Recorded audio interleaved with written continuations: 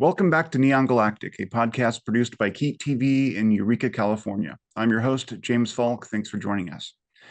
In an age when more and more people feel as if their daily lives and experiences are dismissed by academics and the intelligentsia as unworthy of being taken seriously, a gulf between those folks and the self-proclaimed referees of reality seems to grow wider and wider.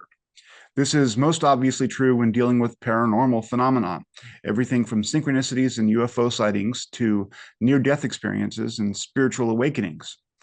One result of this division is that people see their own lives and experiences dismissed as absurdities by a class of folks who largely refuse to investigate these claims and by a materialistic worldview that cannot admit what it won't engage.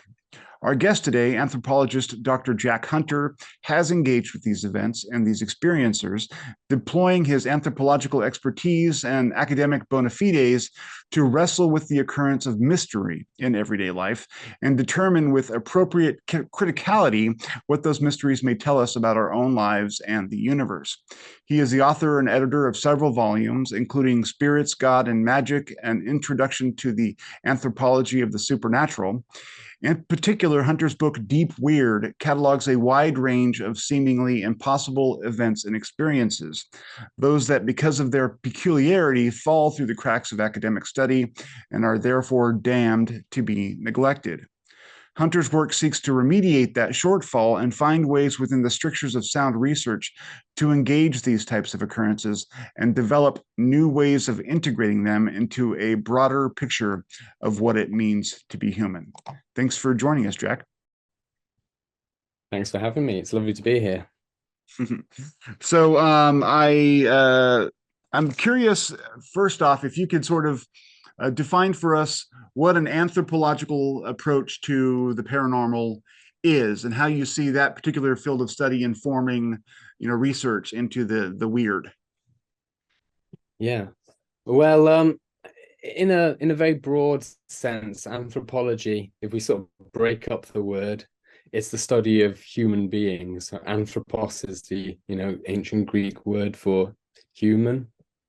And ology, any kind of ology is a study. So anthropology, broadly speaking, is a study of human beings. And it has been split up into different disciplines. So in America, they talk about sort of the four fields of anthropology, which are cultural anthropology, the sort of the study of cultures and beliefs and that kind of thing. There's linguistics, which is the study of language. Archaeology, which is the study of past human cultures that have been and gone, the remains of them. And then the last one is biological anthropology, which is or evolutionary anthropology, which is the study of how human beings have come to be. Okay, so it's quite a broad school, really. And each one of those fields within anthropology has got its own kinds of approaches. The one that I'm really talking about is what we call in Europe sort of social anthropology. So it's cultural anthropology in America. And this more interested in the ways that human beings sort of live and interact with each other, the way they construct their models of reality, and local study of the paranormal. But I think you could do other kinds of anthropologies. You could do biological stuff. There's all sorts of interesting research on brain states and physiological correlates of extraordinary experiences, which would count as a sort of biological anthropology. You could study the language of the paranormal, the linguistics. Studying the archaeology of the paranormal is interesting. We can look at witchcraft and different kinds of the archaeology of ritual and things like that. And then when it comes to social anthropology and the kind of thing that I'm interested in, it's how the paranormal is sort of wedded into people's everyday kind of experiences and the way that they fit that into a model of the way that the world works. So yeah, that's how I think, broadly speaking, we can have an anthropology of the paranormal. But it's interesting when we sort of look at the history of it, because it's not something that's just occurred out of nowhere. And even the earliest anthropologists were interested in the paranormal. They might not have called it the paranormal, but they were interested in the origins of religion, the origins of spirituality and things like that. And for the most part, anthropologists had tried to sort of explain these experiences away. They try to explain them in terms of social functions. So like, belief in ghosts performs an important social function. It helps us to deal with the stress of death and that kind of thing. Maybe psychological functions as well. Or they might try to explain it in these paranormal experiences in terms of sort of psychopathology and stuff like that as well. So the general approach in anthropology has been to try to explain these kinds of experiences and beliefs away in terms that fit in with, the dominant scientific worldview. But what I wanted to try to do was to think if there was a way of talking and thinking about these experiences that doesn't try to reduce them down to a simple explanation, but that actually tries to engage with them almost sort of on their own terms, and as a complex phenomenon, something that can't be reduced to any single kind of explanation. And that's what I called a non-reductive anthropology of the paranormal. So that's kind of where I'm heading. How can we think about these things on their own terms without necessarily trying to explain them away, and maybe thinking about what their implications are, for our broader theories about human beings and the non-human world and all that stuff.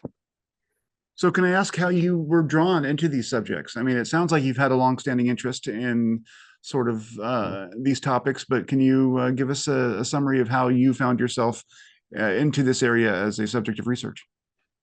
Yeah. I'd had sort of a few experiences as I was growing up, which pushed me in those kinds of directions. When I was very young, I was actually very sort of skeptical of religion and that kind of thing, and I sort of prided myself on being quite scientifically minded. But eventually, I don't know, different kinds of experiences occurred.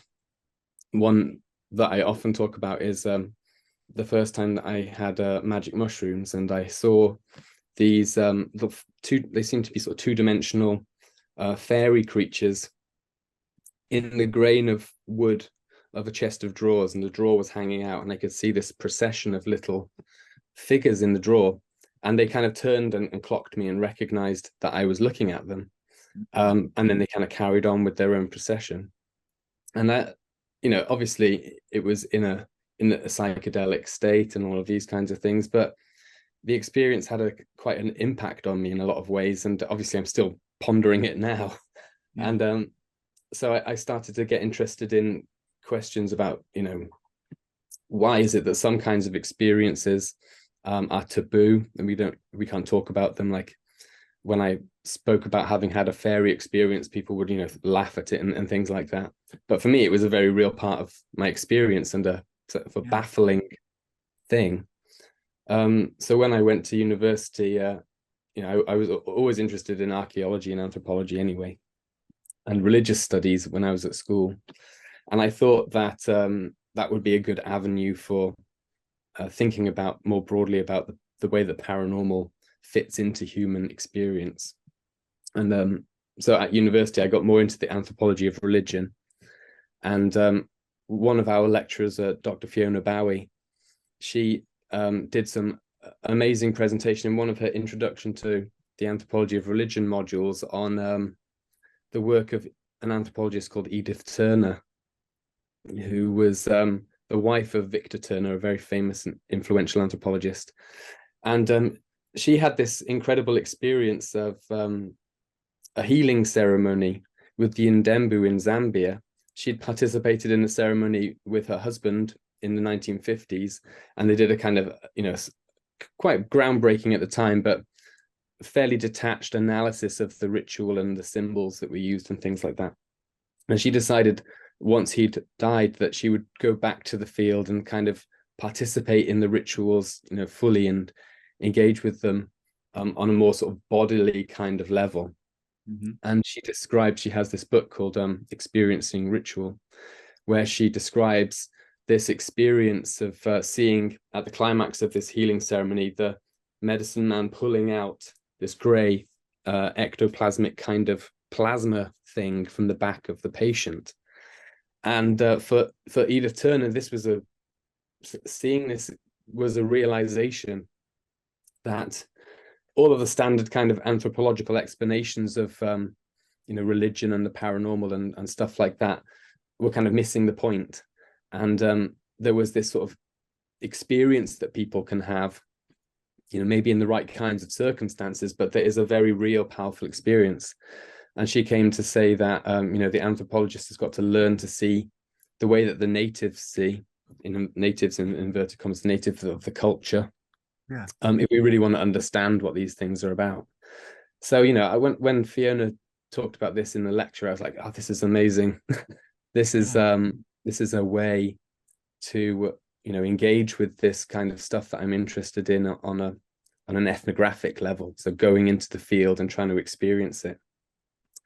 And so I started to think about different ways that I might be able to do that, given that I was living in Bristol at the time and these kind of things. And it struck me that if I wanted to find out about spirits, then I would have to talk to people who, regularly claim to engage with them. So I started to go to a spiritualist church down the road from where I was living. And I saw, the mediums giving demonstrations to an audience and all this kind of stuff. And I had a couple of interesting little readings from one of the mediums myself, which just had these little sort of nuggets of interesting stuff in them. And I did some psychic development sittings there as well, and also had some interesting experiences. But I ultimately found out that, or it felt to me that I wasn't sort of getting in as deep as I wanted to. So I tried to find another group that would be a little bit more intimate and not so sort of, I wouldn't be so anonymous, like in an audience kind of situation. Yeah. So I did some searching online and I found this group called the Bristol Spirit Lodge. And they called themselves a non-denominational spiritualist home circle because they were spiritualists, but they weren't affiliated with any of the Spiritualist National Union or anything like that. They were kind of independent private group. And they were trying to develop trance and physical mediumship. So the stuff that I'd seen in the spiritualist church was like platform mediumship or clairvoyant mediumship, where the medium's getting symbols and images in their minds and they have to translate it to the audience member, who then has to decide whether it has relevance to their life. Yeah. But with trance and physical mediumship, the aim is to provide sort of a direct access. So the spirits would come through directly through the trance mediums when they were in an altered state of consciousness, and their voices would change and different spirits would come through.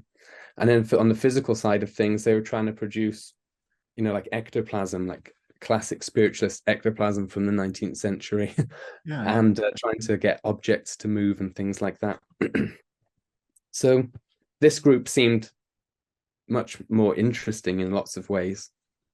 And I got in touch with the circle leader, and I had a chat with her and we got on pretty well. And she invited me along to the first seance. And then just to sort of bring it up to a point, in the first seance that I went to, I think probably in many ways it was the most profound seance of all of the ones that I attended. And I ended up researching the group over a period of about 7 years, not every day, but regularly kind of clocking in with them every now and again. And but in the first seance, I saw the medium who, I'd never met before. I'd never met anyone there before, really, except for the circle leader who I'd had a couple of chats with. And I saw the medium go into the cabinet, which is a sort of curtained off area. The curtains were open so you could see them, and the room was bathed in red light. And I saw these little lights. They seemed like little flashes of light behind the medium, which I felt were kind of hallucinations in lots of ways. They seemed subjective. It didn't look like there was a light source out there. It was like flashes of, we might call them entoptics or something like that, endogenous imagery. And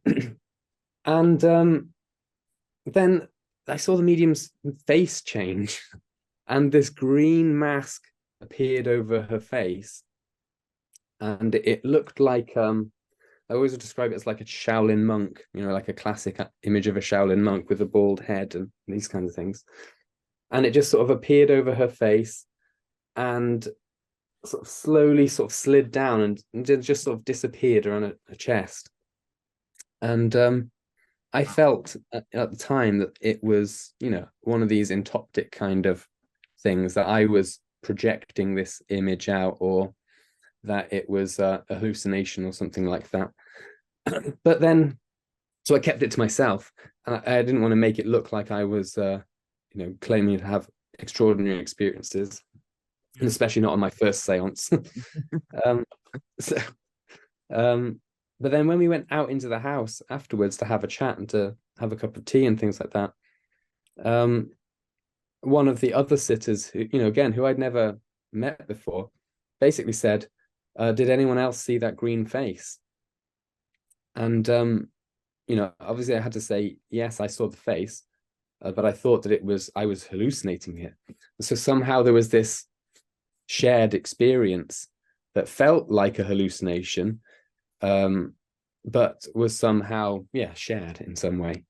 So it quickly became clear to me anyway that at the very least, there is a sort of an experience that people can have in these kind of circumstances, that sort of goes far beyond any of the reductive explanations. It's not just people gathering together to, comfort each other in the face of death, although they might do that, but there are other things that happen as well, and very strange experiences. And I think once you accept this, David Hufford called it the experiential source hypothesis, but once you accept this idea that there are experiences that can give rise to paranormal supernatural beliefs, then it opens things up, beyond just talking about social facts or beliefs or Absolutely. things. You're confronted with phenomena, things that actually happen. Yeah. So that's how I got into it. Well, that's interesting. I mean, because it sounds like that raises ontological questions, right? Like, I mean, if you experience something like this and your first instance, and I've had, I mean, I've meditated and saw what I thought were lights, but I thought it was something that I had kind of made up, but I saw it, but it wasn't like you said, it wasn't something external necessarily. It's interesting because anthropology is the study of other people and their beliefs and their traditions and whatnot. But this question seems to go more toward ultimately ontology. Where did you end up ontologically with this? I mean, did it lead you to ask more questions, or I mean, just curious? Yeah. Well, exactly. It does. It leads to this ontological question, because once you have the experience, or you accept that there's an experience, then you have to ask the question of what's the nature of the experience, and what does it actually suggest? So if we're not going to sort of try to explain the experience away or reduce it down, then we have to Which think is what about academia almost always does. I mean, you're a rare breed for not trying to reduce it, which I think is fantastic. Yeah. But yeah, Exactly. So, it basically suggests that there might be more going on than our standard models kind of allow for. And obviously, when you start to talk like that, there was a taboo against that in anthropology. They used to call it, going native. yeah, So if the exactly. anthropologist comes to adopt the conceptual models, or the worldview or ontology of the people that they were studying, then you could say that, well, they've lost their objectivity now.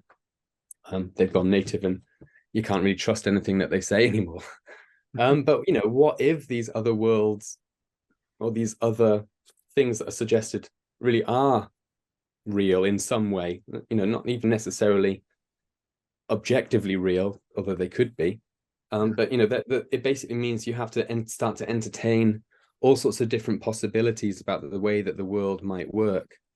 And the way that I sort of tried to deal with this idea with my concept of ontological flooding, which is kind of like a framework that we have to get ourselves into, maybe a mindset or a way of thinking about things, where you have to be open to all sorts of different possibilities. And it doesn't necessarily mean that you have to cling to any of them in particular, but you have to let all the possibilities flow over you if you want to make sense of any kind of situation.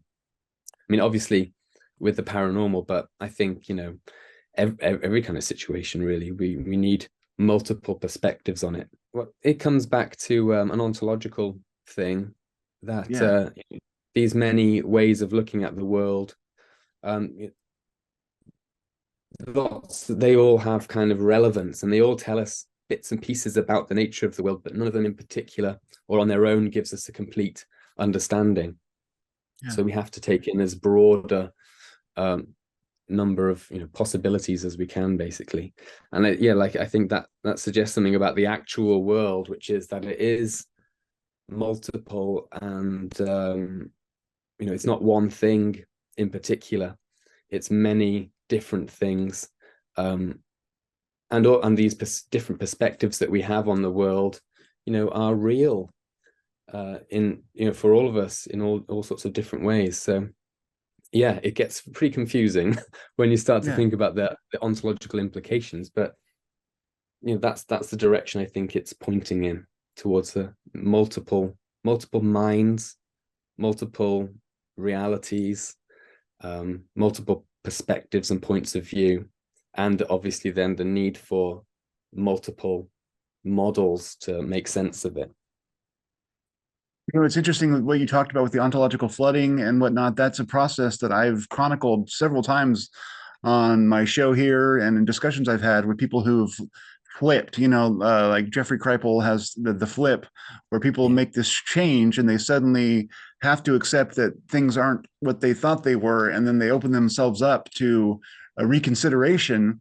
And a lot of times it's that same thing that you're talking about, where you can't land on any particular answer, but instead you take in all the data points and you kind of stare at the whole constellation and try to figure out a way to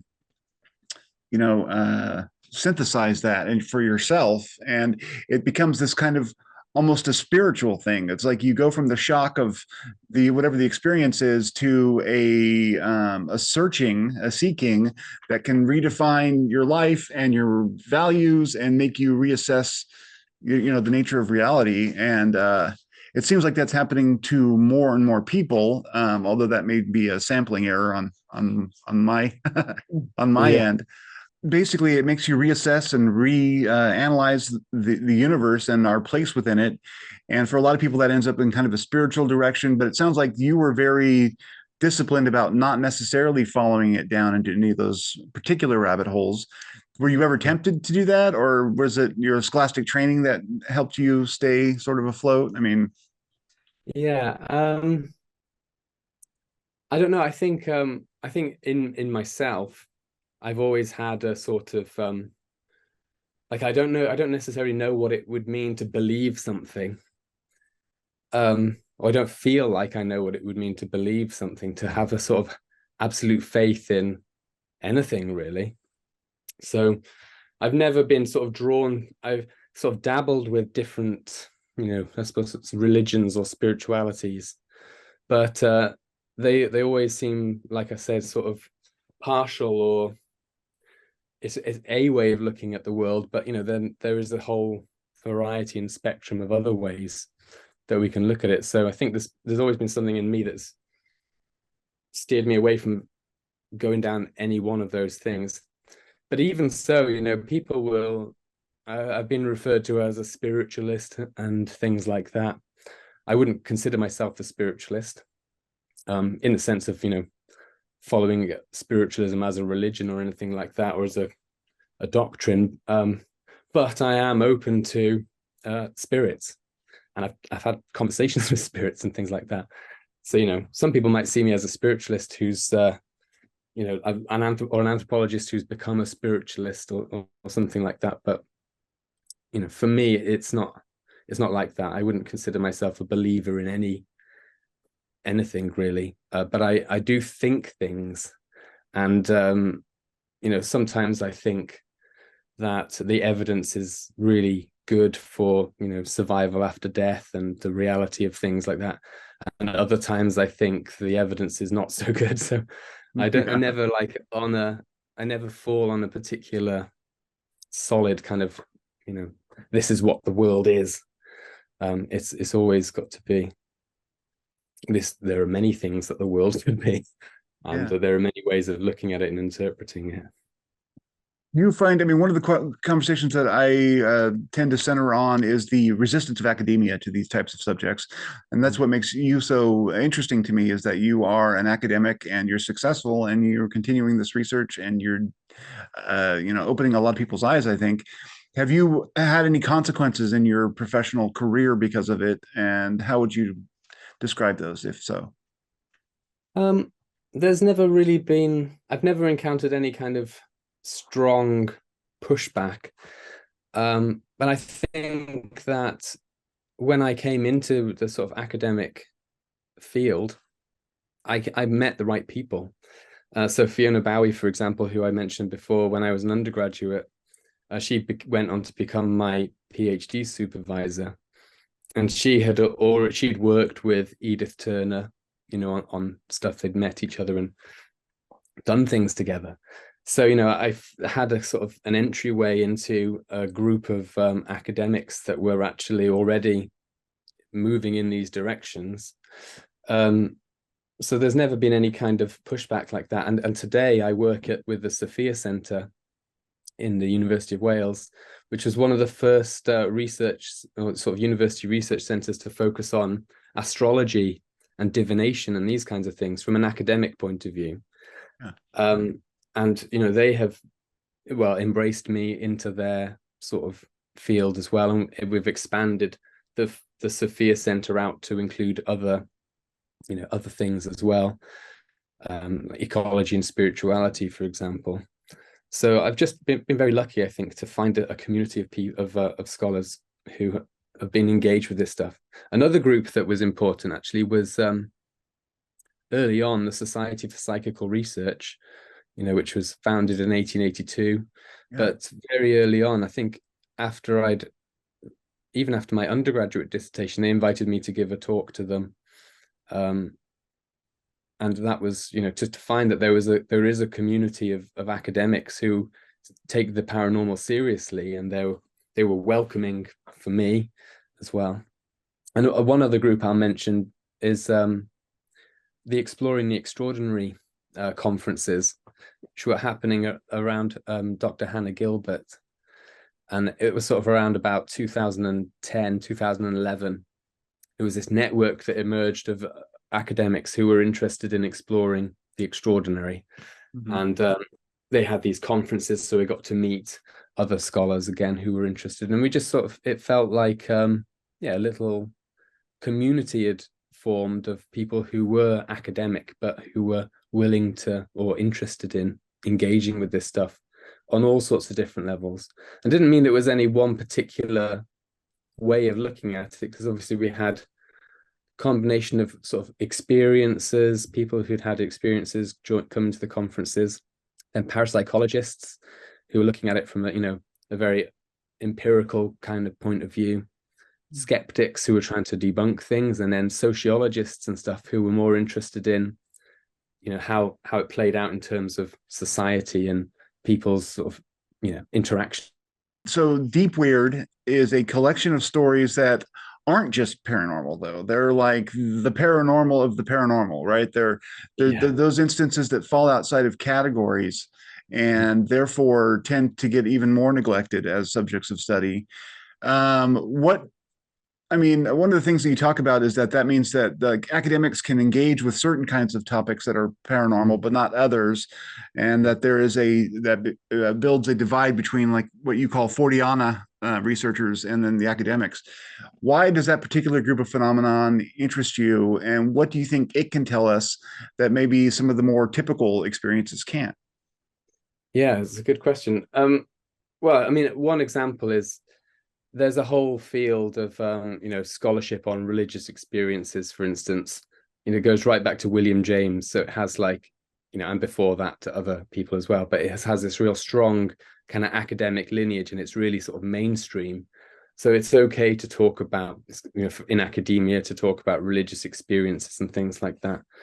But then when it comes to the paranormal, which, like you said, doesn't necessarily fit into any particular kind of cultural framework or things like that, it starts to become a little bit more difficult.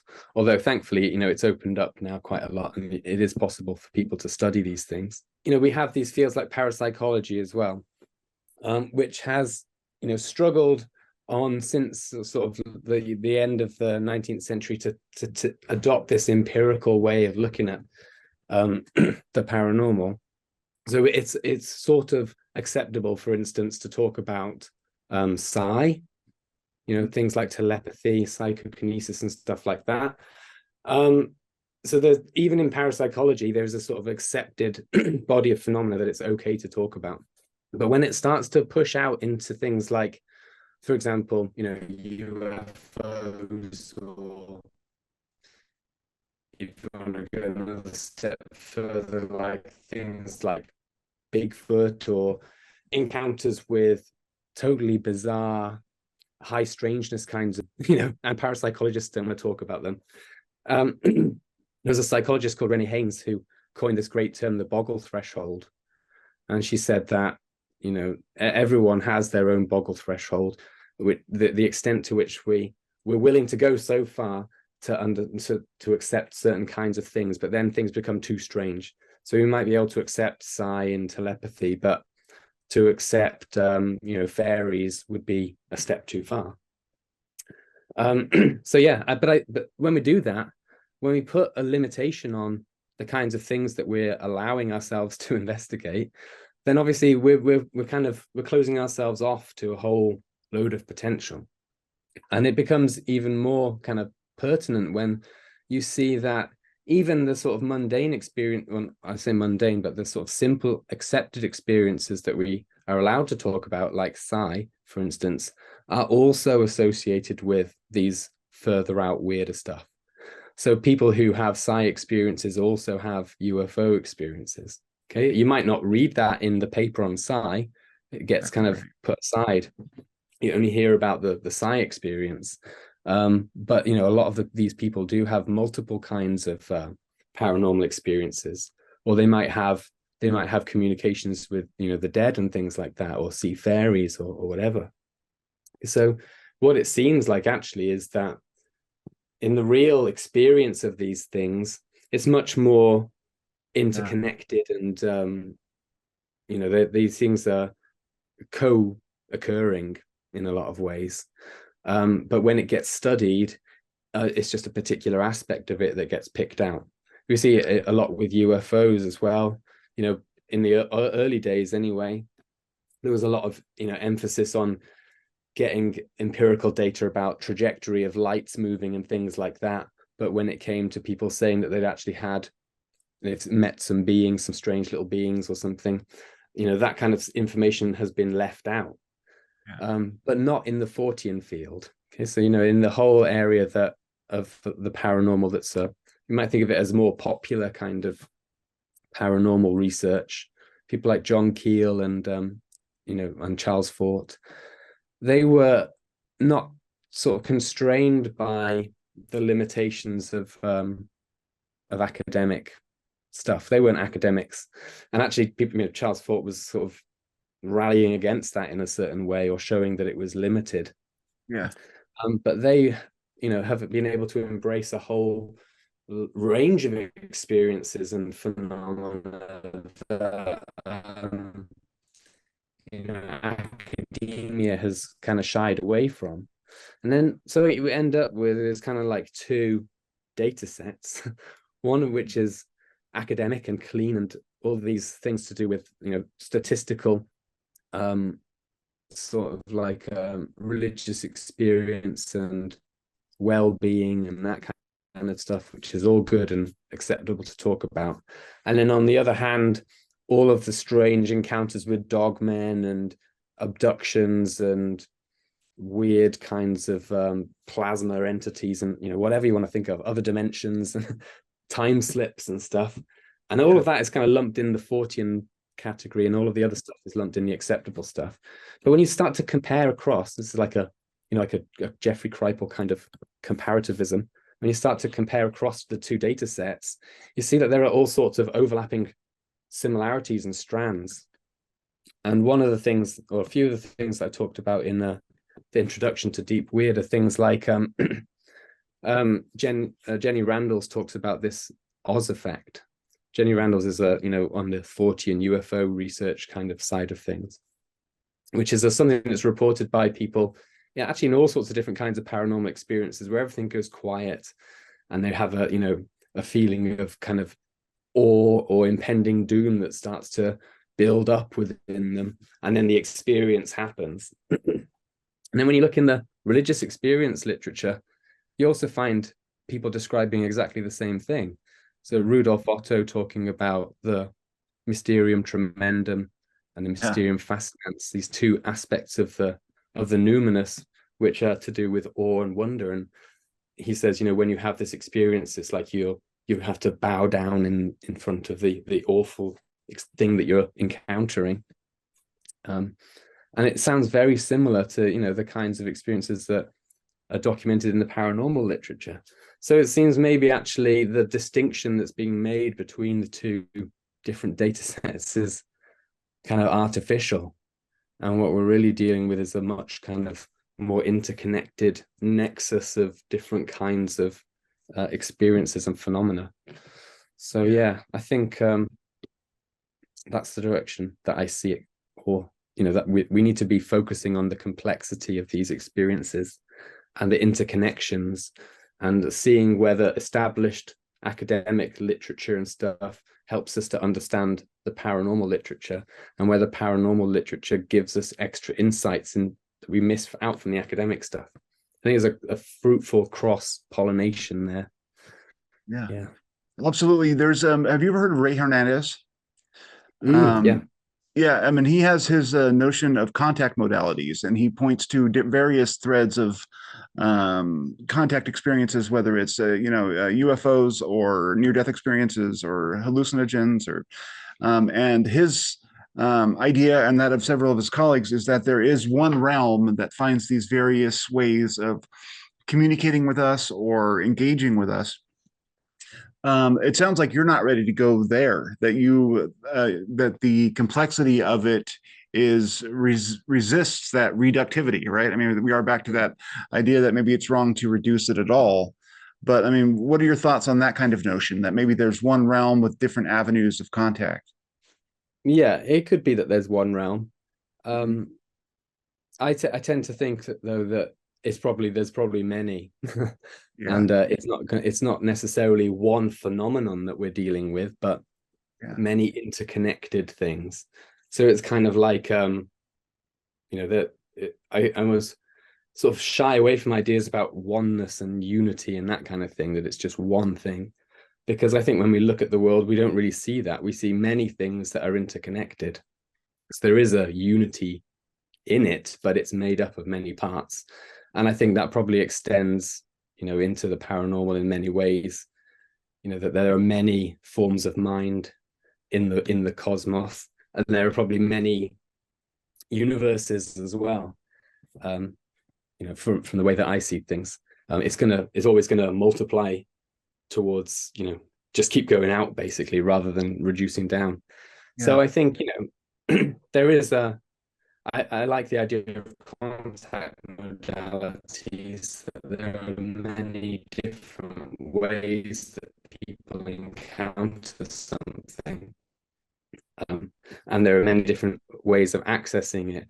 But I also, accessing, we might be accessing a fairy realm in one occasion, and then, a interdimensional DMT entity world on another.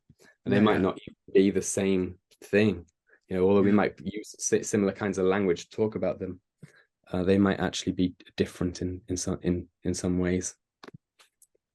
Now, you mentioned that, I mean, I have to ask, you mentioned you would talk to a spirit. I would love to hear that story. And then also, I'm curious as to whether or not you trusted that personality, or if you felt like there was some dissembling going on, or I mean, because I hear that a lot where people, I mean, not a lot, but people who have had these experiences often can't tell whether what they're speaking with is being truthful about its origins or if it's a mask it's wearing to interact. Yeah. Yeah. Well, I mean, from the beginning, when I was dealing with the spirits, I wasn't going into it with the mindset to be trying to prove or disprove Sure. their existence. Yeah. And I wasn't necessarily interested, although I was interested, but I wasn't going to sort of research them and find out if their backstories matched up and or anything like that. Yeah. Yeah. So I didn't do any of that kind of thing, but I did treat them sort of at face value. And there's interesting sort of methodological justification for that. There's a great paper by an anthropologist called Niels Babant where he talks about interviewing ancestor spirits in, I can't remember where, in Cameroon or somewhere like that. And he's basically saying that, it's methodologically valid to talk to these because when the spirits come through and they talk to, tribal groups and stuff, their advice is taken seriously. And so they have a social reality that is important in many ways. So you can treat them as methodologically real, even if you don't want to go all the way to say that they are real. So, for the beginning, I treated them as methodologically real, that I could interview them just like I would any other sort of physical embodied member of the group. And I did interviews with a few of the spirits through mediums who were in trance, sometimes in a seance. And one time I just interviewed the medium on the sofa and she went into a trance and the spirits let me talk to them. And I had a chance to sort of ask them questions. And one of the things that I was interested in was how, from a standard kind of social anthropological point of view, we're interested in how humans perceive this process and what is it that humans get out of making contact with the spirit world and things like that. But I was also interested in trying to find out if you could find out what the spirits, why do the spirits bother coming back, and Yeah. what is it that they want to achieve? So you could ask them these kinds of questions as well.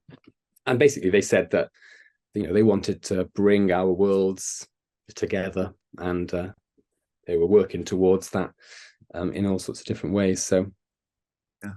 whether they were real spirits, as in independent of the medium's subconscious mind or something like that, I wouldn't be able to say for certain. But they acted and behaved as though they were, for the most part, pretty solid kind of personalities. And they would come back over periods of, weeks and months and even years as the same kind of spirit. So, they had a sort of a consistency. Mm-hmm. And another interesting thing was not all of the spirits, well, there was one spirit in particular called Elf who claimed that he had never been a human. He wasn't a human. He'd never been incarnated on the earth. And he hadn't died, like all the other spirits had. They all had their sort of origin stories with the way that they died and that kind of thing. And actually, the spirits would get tired and bored of having to repeat their origin stories over and over again to the sitters, which was interesting. They're like, do I have to tell you again? And the elf was just sort of like a kind of more playful. And I asked him early on, what is he? Who is he? And all he said was, I am me. I just be. I am free. And I think he was obviously trying to tell us something with that, something about these kinds of beings, is that they kind of, they just are. And in the moment that we are interacting with them, they are there. And we can engage with them like that. That's very interesting.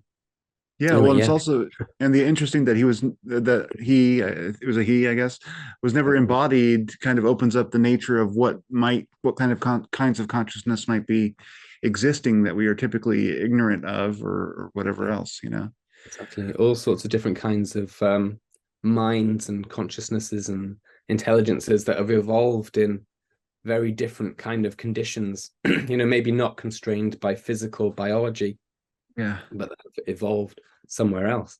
So yeah, it points in all sorts of interesting directions, and it gets you to ask, interesting questions. What is the nature of this thing? Yeah. And I think that is such a powerful antidote to the place that we found ourselves in, modern culture, where we think we have all the questions answered, and the only real mission in life is to come up with new technology to make our lives even more easy, when we really haven't settled those questions. And I think that's becoming more and more clear, I hope. One of the things that you talk about is how you have a focus on ecology. And I was wondering how that fits in with this study. I mean, one thing I do understand, I think, and I don't know if this has to do with your approach or not, but I mean, one of the things about the what's often the indigenous worldview, and I don't want to make generalities, but there is more room for this in a lot of indigenous cultures, and they have a much more inclusive view of nature as a whole and our place in it. Is that sort of where that comes from, or how would you define ecology's connection to the paranormal? Yeah, well, in part that there is that part of it, but the way that it wasn't really, I'd always been interested in the natural world, but I first really started to think about ecology as in a science of complex relationships. It's what it is. It's a science of relationships between living and non-living things. When I did a permaculture course, I'd never really thought about it, but the way that it was being described to me as this, the natural world being this sort of complex system of interactions, and how you get sort of emergent phenomena and all of these kind of things, I really started to see resonances with the point I was coming to with my own research with the mediums. And the complexity view that ecology offers, I think, is quite a useful, tool or framework for thinking about the paranormal, not as one thing in isolation, but as something that exists within all sorts of different networks. So I started to think about that. And then I started to realize, well, a lot of my early work had been about putting the paranormal into its social and cultural context. So saying that it doesn't exist, again, it doesn't exist independently. There are social things that happen, rituals and stuff like that can bring about these experiences, for example. And then we have all of our internal emotional and psychological things that contribute to these experiences. But obviously also all of this stuff is embedded in deeper ecological systems as well. I mean, you can't have a society without an ecology to sustain it. So, everything is nested in ecology, and it's nested within bigger cosmic things as well. So that's when I started to really think about it, in many ways, the ecological environment is going to be interacting with us, and these experiences that we have can't be taken out of that ecological context. And then when you start to look at the paranormal, you start to see all of these interesting ecological strands within it. So like with people like Kenneth Ring, near-death experience researchers have noted that people who have near-death experiences come back from their experience with a renewed sense of connection to the environment, the natural world. They, like Jeffrey Kripal talks about, have a flip in their worldview, and they start to see things in terms of interconnection and stuff like that. John Mack noted a similar thing with alien abductions, where a major theme running throughout all of alien abduction narratives is ecological destruction. And he said that the aliens, for some reason, if they are aliens, are trying, well, seem to be in some cases anyway, trying to tell us something. Even at the contactee stuff of the 1950s with the anti-nuclear kind of thing had an ecological implication there. And then there's all this stuff with psychedelics and nature connection as well, and people who have psychedelic experiences come to have renewed sense of connection to nature. So there seem to be also within the paranormal, an ecological strand that was not really being, people have, pointed it out, but bringing them all together and saying, well, these experiences seem to have something to do with ecology in many different ways, not just because, we are embedded in ecology, but they also seem to be telling us something about ecology as well, about our place in the world and how we think about it, how we interact with other kinds of beings.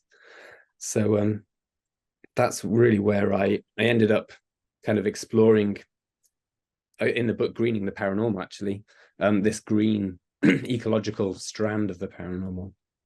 Yeah. And then the other aspect of it, I think, like I said, is the sort of the theoretical angle. So, we can see the green strands in the paranormal, but we can also take ideas from ecology, like I was saying, complexity and stuff like that, as tools and models to understand the paranormal as well. And there's a nice resonance there then, the ecological themes and then the ecological approach. So I started to look at things like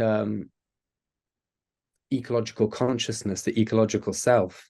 The philosopher Arne Naess, who founded the deep ecology movement, talked about how we human beings have this capacity for ecological consciousness where the boundaries between ourselves and the environment break down, and we perceive things out there as a part of ourselves. And this is what many paranormal experiences are about, where we have a sort of boundary dissolution. We have encounters with entities and things like that, or we have telepathic experiences, where the sort of boundary of our skin doesn't mean anything anymore, and we're embedded into a wider network of consciousness and stuff. So yeah, I think that's where it's all pointing towards. Yeah. That's a beautiful way of thinking about it, especially in terms of the complexity. I mean, like, you can't take an isolated organism out of an ecology and say this is going to tell me something definitive about the nature of the universe without considering the broader system of which it's part. And we can't get that view right now of a lot of these paranormal events because, I mean, we can't necessarily grok what that ecology is, but there is a sense that it's there. And I think that that's a fascinating way to consider it, especially, like you said, considering that the message that we often get is to sort of push us in that direction or to kind of encourage that sort of awareness. I mean, there's often the idea with it's come up in more and more in UFOs and other things about there being sort of a planetary intelligence that's communicating with us about how to, engage with the world and how to take care of our own, niche and how to conceive of ourselves in relationship to the planet. And that's something that's always intrigued me, that the planet could be communicating with us about how to have a proper relationship with her, Yeah, exactly. Well, I mean, James Lovelock's Gaia hypothesis, which is an idea, it comes out of hard science, obviously he gave it the label of Gaia, and he got into all sorts of trouble for doing that because it was hugely controversial, right? Yeah, exactly. To sort of personify nature or to suggest that there was a teleological drive that, the earth could be moving towards, its desired kind of equilibrium was quite a controversial thing. But, there are interesting parallels again. I mean, we can look back through, mystical literature and stuff like that, and people have always said that the cosmos even is a living organism in some way.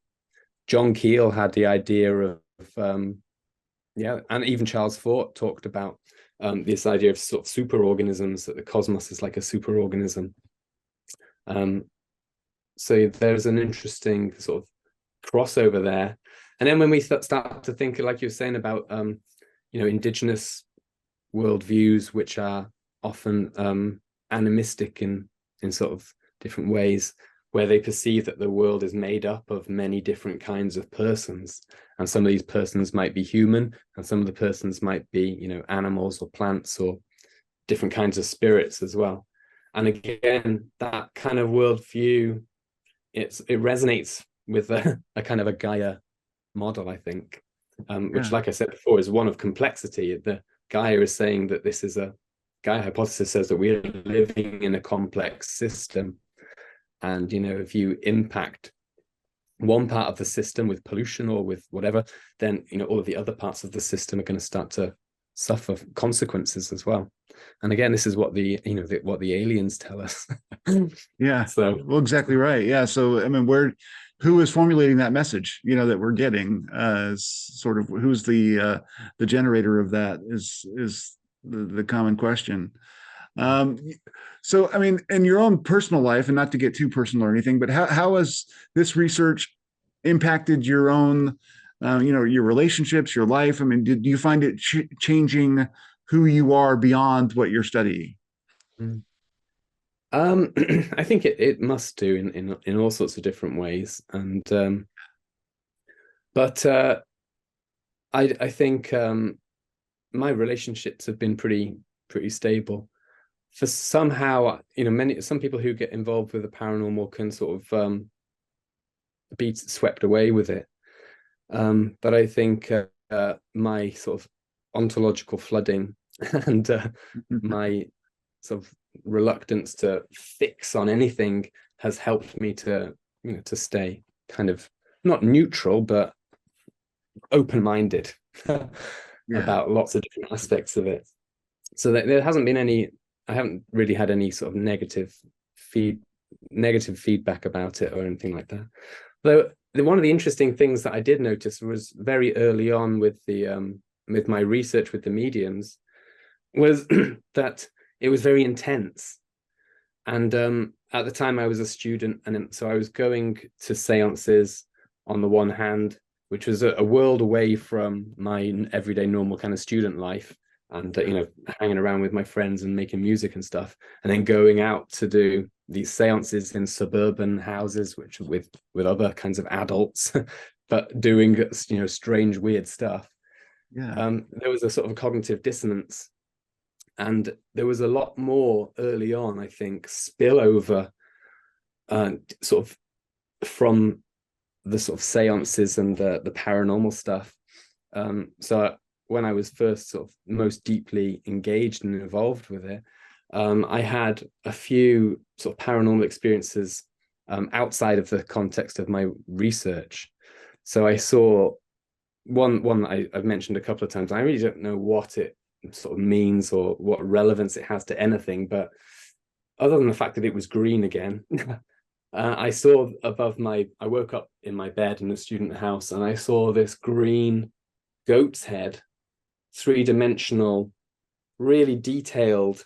You could see all of the sort of the hairs and everything on it. And it was sort of floating above my bed and almost sort of, rotating. So it was like a three-dimensional thing. And yeah, so I had a few experiences like that, which are sort of hypnagogic and hypnopompic kind of half sleep awake kind of experiences, which were clustered around the beginning of my field work and when I was most sort of interested and engaged and things like that. And the seances that I attended at the very beginning were more exciting and interesting and things. And then I had a decline effect, I think, as the years went by, and there was less of a spillover, maybe because I could sort of acclimatize myself to it in some ways, and the seances became almost boring in a lot of ways. Okay. And so I think there is an interesting thing that goes on, a sort of a dynamic with these kinds of phenomena, that when you're most engaged and focused on it and concentrated and immersed in it, then it's most intense. It feeds off your kind of engagement with it, and then it kind off of your attention.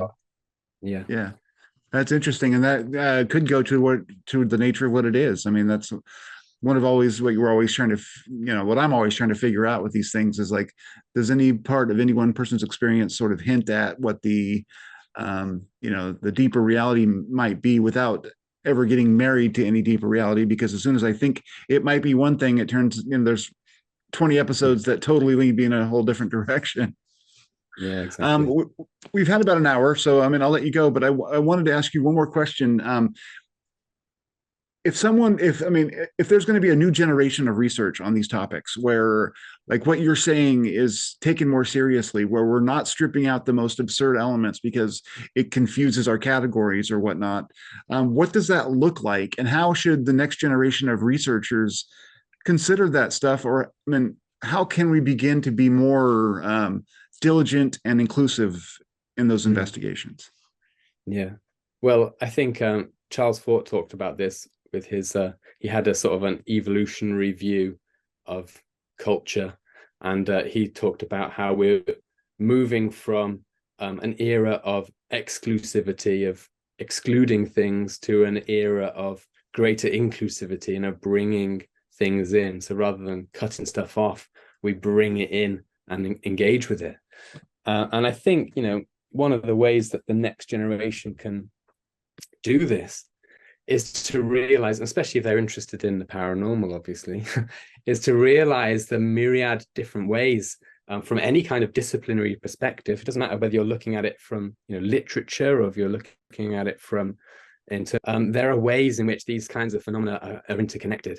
And I think what we should really be encouraging is for people in all sorts of different disciplines, not just in anthropology, not just in psychology, but from other fields as well, to think about how these phenomena might fit into what they're researching. Because if they are real, then they are a part of everything that's going on. Yeah. They're going to be a sort of a factor in all of that. I Yeah. think biology and fields like that are going to start to realize this. They're already moving in the direction of recognizing sentience in the natural world, but we'll also start to find other kinds of subtle interconnections, which we might call psi, or things like that, in different kinds of fields, basically. So yeah, I think just encourage more research from all different perspectives on the paranormal, because Charles Fort said we can measure a circle beginning anywhere.